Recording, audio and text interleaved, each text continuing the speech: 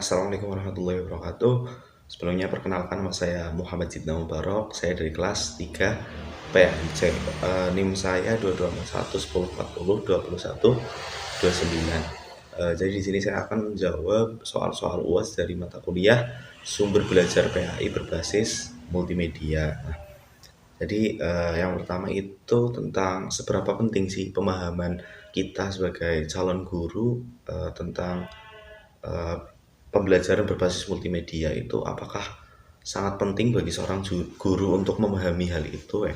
Jadi di era yang sekarang ya, yang era globalisasi ini memang sekarang tidak bisa dipungkiri ya, diakui atau tidak itu semua manusia itu sudah tergantung kepada dunia digital. Bahkan sampai hal-hal sepele pun seperti eh, membeli dan lain sebagainya yang dulunya langsung datang ke warung, ke pasar, itu sekarang sudah melalui media online seperti di aplikasi-aplikasi jual beli seperti itu. Nah, itu menunjukkan bahwasanya kita semua itu tidak lepas dari dunia digital seperti itulah. Oleh karena itu, kita sebagai tenaga pendidik, sebagai calon guru itu harus beradaptasi akan hal itu. Kita harus menguasai akan hal itu. Itu sangat penting. Karena apa? Karena ketika kita sebagai tenaga pendidik kok tidak menguasai akan hal itu, otomatis kita akan tertinggal zaman seperti itu. Jadi menurut saya seberapa penting pemahaman tenaga pendidik atau calon guru untuk memahami sumber belajar berbasis multimedia itu sangat penting, karena ya sudah kita ketahui ya bahwasanya bahkan anak kecil pun yang masih balita itu sekarang oleh orang tuanya itu ketika nangis dan sebagainya itu mereka untuk mendiamkan anak tersebut dengan cara dikasih HP seperti itu dan lain sebagainya. Oleh karena itu ketika kita nanti mengajar, apalagi misal kita mengajar di sekolah dasar ataupun di madrasah ibtidaiyah ya, sekolah dasar ya yang setara seperti itu, ketika kita mengajar dengan uh, berbasis multimedia seperti kita menayangkan audio visual, menayangkan video-video yang kaitannya dengan materi yang akan kita sampaikan, kemudian ada permainan-permainan dan lain sebagainya, itu otomatis para peserta didik itu akan lebih tertarik, mereka akan lebih fokus, mereka akan lebih minat untuk belajar, dan juga untuk materi itu mereka lebih menangkap materi yang kita sampaikan dan juga lebih mudah dipahami seperti itu. Untuk pertanyaan yang kedua itu sebutkan ya teori-teori psikologi pendidikan apa saja kemudian yang erat kaitannya dengan peran penting pembelajaran dengan berbasis multimedia. Nah, jadi teori psikologi pendidikan itu ada 4. Yang pertama itu teori behavioristik. Ya, teori behavioristik ini di sini eh, menekankan terhadap perubahan sikap seorang individu. Jadi dalam teori behavioristik ini seseorang dikatakan berhasil dalam pembelajaran itu ketika orang tersebut mengalami perubahan dalam sikap yang awalnya buruk menjadi baik, yang awalnya tidak sopan menjadi sopan seperti itu. Nah, itu dalam teori behavioristik dikatakan bahwasanya orang tersebut mengalami keberhasilan dalam belajar apabila sudah mengalami perubahan dalam sikap dan perilaku. Nah, kemudian yang kedua itu teori kognitivisme ya, kognitif. Jadi teori kognitif di sini itu yang mana menekankan bahwasanya eh, seorang individu itu untuk memanfaatkan pola pikir mereka, memaksimalkan pola pikir mereka, perspektif mereka, sudut pandang mereka seperti itu. Jadi mereka ditekankan untuk berpikir seperti itu. Lah kemudian yang ketiga itu teori humanistik, yang mana teori ini itu menekankan lebih kepada pendekatan emosional. Jadi seorang individu pasti sebelum melaksanakan pembelajaran pemahaman yang lebih jauh, otomatis mereka harus melakukan pendekatan emosional dulu seperti itu, entah itu kepada gurunya dan kepada teman-teman kelasnya. Dan teori yang terakhir adalah teori konstruktivisme, yang mana ini dalam teori psikologi pendidikan merupakan bisa dikatakan teori yang tertinggi ya, yang mana teori konstruktivisme itu ketika seorang individu itu sudah mencapai tahap yang tertinggi, yang mana ketika mereka sudah mengetahui sesuatu, akan tapi mereka itu akan merasa dirinya itu belum puas. Nah, sehingga mereka itu akan konstruktivisme ya, menghubung-hubungkan lah antara suatu hal dan hal lain sebagainya. Mereka lebih penasaran, tingkat penasaran mereka itu lebih tinggi, kemudian tingkat keingintahuan mereka itu lebih tinggi, sehingga mereka akan cenderung lebih aktif bertanya seperti itu. Bahkan mereka akan cenderung lebih mempelajari sesuatu yang mereka ingin ketahui ya, yang mereka penasaran seperti itu, tanpa harus disuruh oleh seorang guru seperti itu. Nah, jadi kaitannya dengan pentingnya multimedia, pembelajaran berbasis multimedia. Jadi di sini pembelajaran berbasis multimedia itu sebagai jembatan, sebagai alternatif untuk seorang individu itu bisa mencapai kesuksesan pada teori-teori pendidikan, psikologi pendidikan tadi. Karena apa? Karena dengan adanya berbasis multimedia, contoh semisal kita mengajar dengan audiovisual, nah, secara tidak langsung itu seorang anak itu akan melihat. Contohnya di situ kita menampilkan, semisal kita akan mengajarkan tentang akhlak. Nah, di situ dalam pembelajaran kita langsung menampilkan implementasi dari akhlak-akhlak itu, akhlak-akhlak terpuji yang akan kita pelajari kepada kehidupan langsung seperti itu loh. Jadi ada contohnya dalam layar yang kita tampilkan, sehingga seorang anak itu otomatis pemahamannya akan meningkat. Pemahaman mereka akan lebih maksimal karena mereka melihat secara langsung implementasi atau penerapan dari akhlak-akhlak terpuji tersebut dalam kehidupan sehari-hari itu, entah itu dalam bentuknya film ataupun animasi dan lain sebagainya seperti itu. Nah, sehingga untuk pemahaman mereka, untuk pola pikir mereka itu lebih kompleks loh akan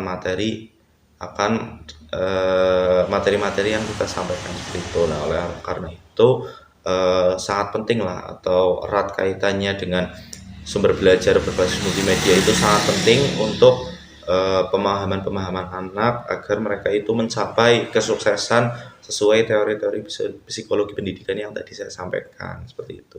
Poin yang selanjutnya ya, yang ketiga itu aplikasi apa saja yang berbasis Android yang dapat digunakan sebagai sumber belajar PAI seperti itu. Nah, tadi saya mendapatkan beberapa aplikasi ya, nanti untuk aplikasinya saya cantumkan di deskripsi. Jadi yang pertama itu aplikasi Belmain.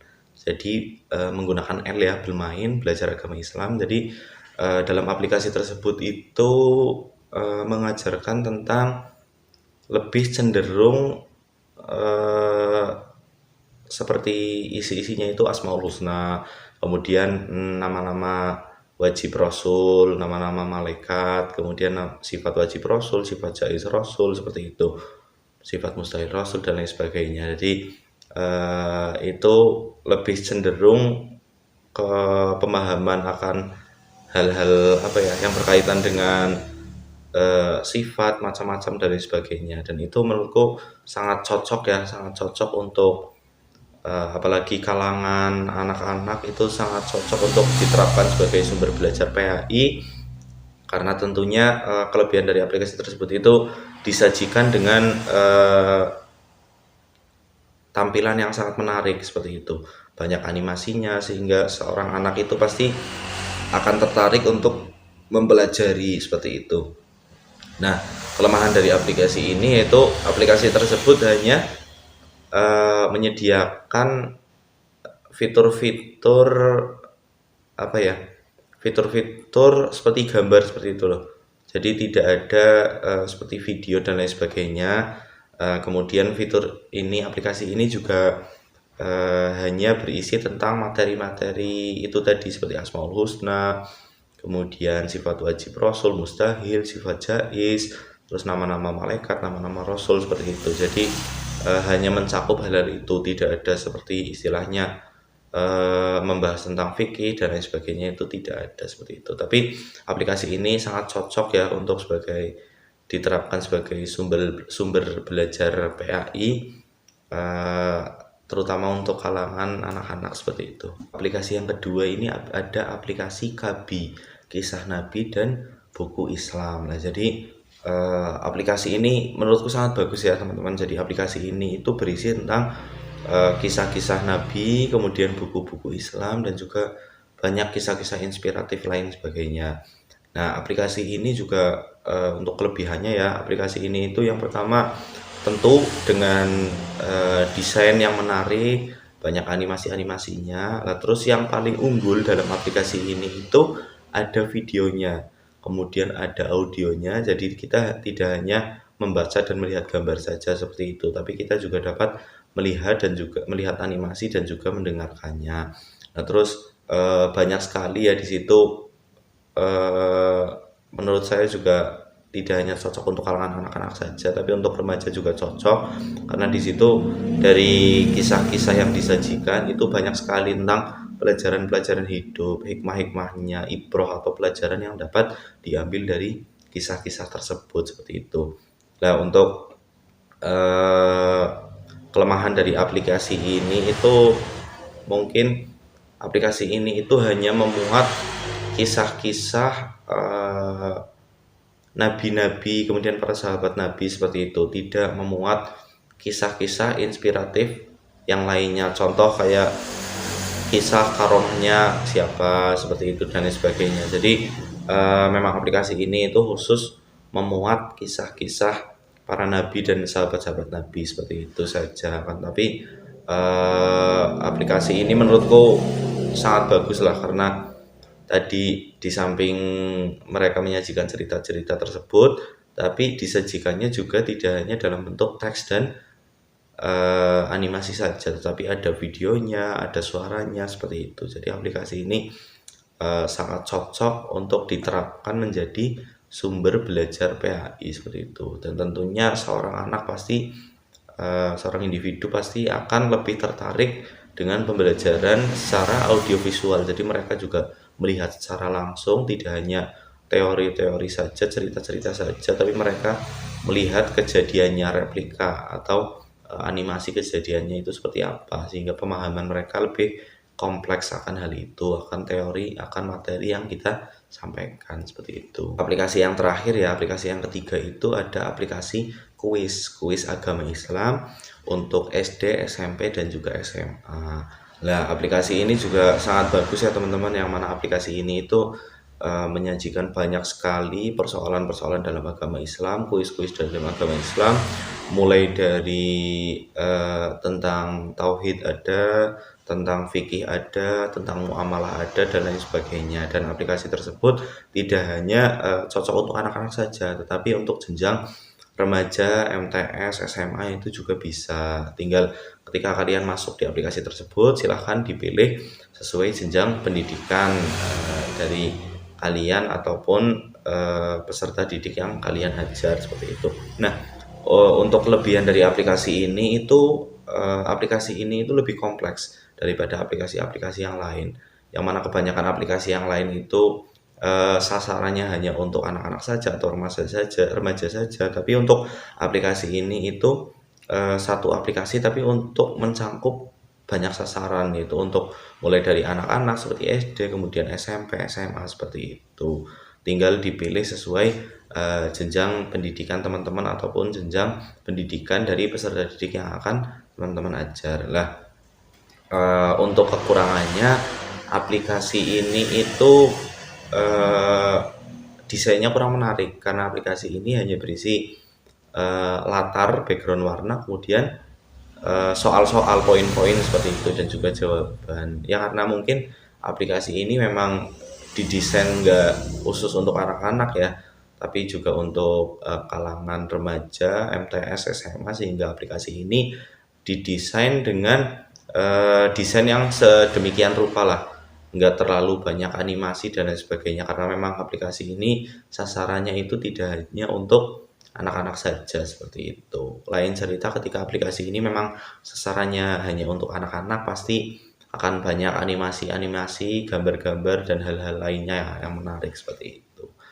Nah, untuk ketiga aplikasi yang tadi sudah saya sampaikan itu nanti akan link-linknya akan saya cantumkan di deskripsi ya. Jadi silahkan teman-teman yang merasa penasaran dan kiranya membutuhkan silahkan di download saja. Itu ada di Play Store ataupun di App Store seperti itu. Lah akan tapi dari banyaknya sumber belajar PAI di aplikasi sekarang ya di Android, di laptop itu sebagai fitur pendukung saja kita dalam pembelajaran, sebagai fitur-fitur tambahan kita lah agar lebih paham. Akan tapi untuk materi pokoknya itu akan lebih baik kita ya mempelajarinya secara langsung, entah itu kepada kiai, kepada ustadz, pondok pesantren atau dan lain sebagainya seperti itu. Jadi sumber belajar PAI itu Android ya, apa yang ada di Android, aplikasi-aplikasi itu jangan kita jadikan sebagai patokan dalam kita belajar, akan tapi itu sebagai fitur tambahan saja seperti itu. Soal yang terakhir itu disuruh untuk menjelaskan penggunaan dari 3 aplikasi yang sudah saya sampaikan tadi. Itu saya mengambil salah satu contoh, kiranya contoh aplikasi tersebut ketika diterapkan dalam pembelajaran PAI itu seperti apa. Nah,